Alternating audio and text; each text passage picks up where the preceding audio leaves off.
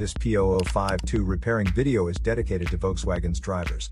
If your Volkswagen is getting a P0052 error code, this video is going to show you one practical solution to fix the error code at home. Use the Zeus app to scan your vehicle and see the error code P0052. This code may be triggered when your vehicle's control module detects a fault in the heater circuit and oxygen sensor bank 2 sensor 1. Here are one of the most practical solutions to fix Volkswagen's P0052 error code. Method A, the oxygen sensor.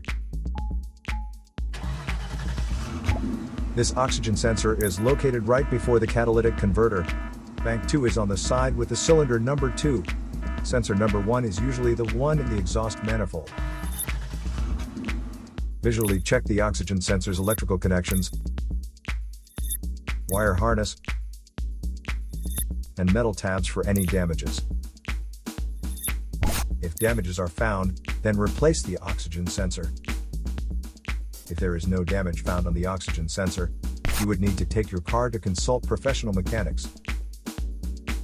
So here are one of the most practical solutions to fix Volkswagen's P0052 error code.